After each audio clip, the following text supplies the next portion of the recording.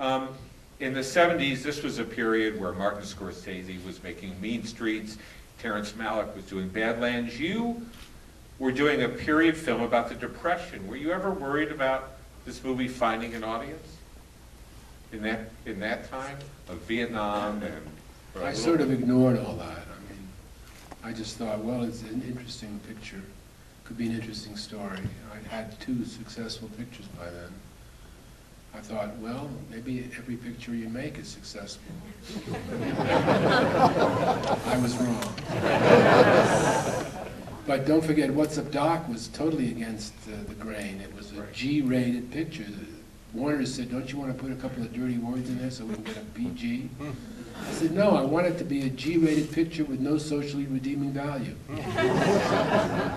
And it was also a screwball comedy, which nobody else was doing. Nobody was doing them at all, you know.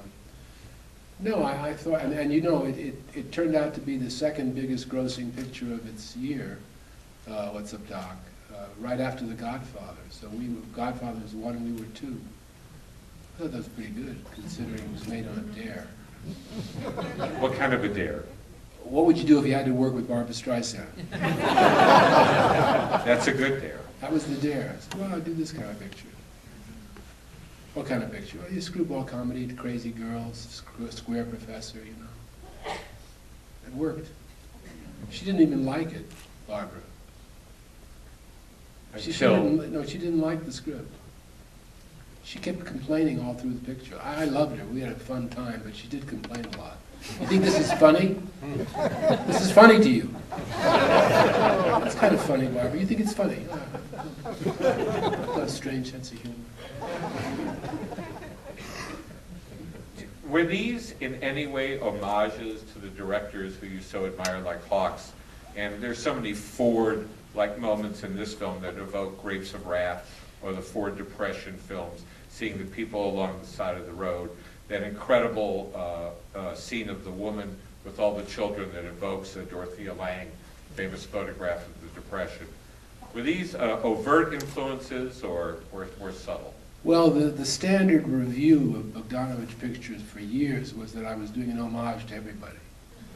Every goddamn picture was an homage to somebody. Every shot was an homage. This started out because a lot of these directors were still alive when I was starting to direct. And so I gave away as much credit as possible and said, you know, this is my tip of the hat to Hawks or whatever. The truth is, I was very much inspired by these directors, but it wasn't an homage. I learned film grammar and the film vocabulary from the masters of the silent and sound era. I just happened to be very lucky that they were all alive and that they were willing to talk to me. So I learned how to make a picture from them. So if there's a moment when you need to go to a long shot, you know, it might remind you of Ford because Ford did great long shots. Hitchcock once said to me, "Never use an establishing shot to establish." Why, Hitch? It's not dramatic. Use it when it's dramatic effect. Well, you know, Hawks said to me, well, you know, if you cut on movement, they won't notice the cut. Well, you know, that is a great piece of advice, great piece of news, you know. Audience doesn't know the geography of a place unless you show it to them. If you don't show it to them, it can be anything you want. I mean, this is gold, you know. So, of course, I was very, I felt, in a way, humbled by them and felt that they deserved credit for being my teachers. So I did say things like, you know, this was my homage to so-and-so at the beginning, until it became the standard review.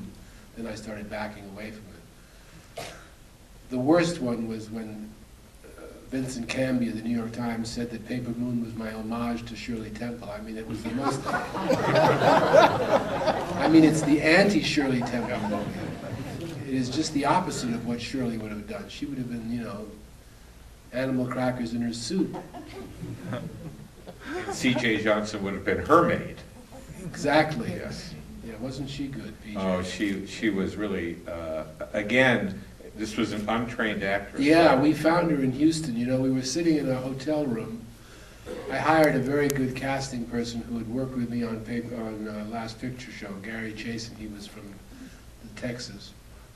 And I said, find me some black girls and other characters. And so he found 7 of them, black girls. And I was in a typical Houston hotel room, gigantic, about as big as this theater, you know. You know, it's Texas.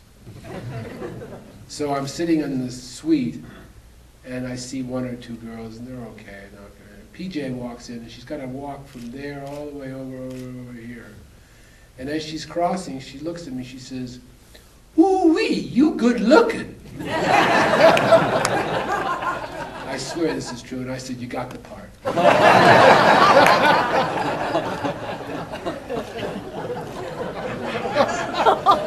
And she did. I thought if she had the, you know, chutzpah to say that, it's pretty good. You did several films with Ryan O'Neal, who's really never been as good in anything since he worked with you. What did you manage to capture in him that I think really made him work in your film? Well, on What's Up Doc, I said, you know, you're going to do Cary Grant. So go see Cary and talk to him, ask him for advice. And I told Cary, I said, can you talk to Ryan? We're doing kind of a bringing up baby kind of picture. He's playing a square professor. All right, I'll see him, Peter. Send him over. So Ryan comes back and he says, how was it? Great, we had a nice meal. I said, did he give you any advice? Yeah. What did he say? He said, wear silk underwear. That was it? Yeah. Okay, thanks, Cary. So on the picture, as you know, I do impressions. So on the picture, Ryan was basically doing me doing Cary. I would show him, you know, takes and things and give him readings and so on. He was open to hearing it because he had no idea how to do that sort of thing. He was very open, and he didn't mind kidding himself and making himself a fool. So that was great. And on Paper Moon, he was very, he really identified with this character. He got sort of down and dirty with the character. That cackle that he has was very, okay, he came up with that. And yet there's also a poignancy to his performance. Yes, there is, yeah, there is, very much so. Helped by black and white. You know, Orson used to say, you know what I call black and white, don't you? What, Orson?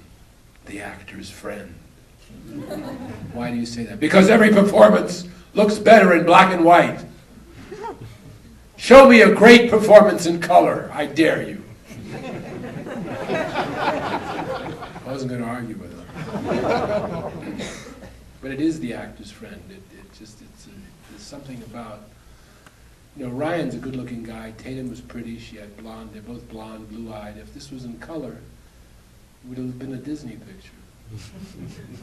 And I don't think you would have believed the period of the time. No, the 30s was such a black and white era. I looked at a lot of Walker Evans photographs, and you know, the period, and of course, The Grapes of Wrath is a great inspiration too.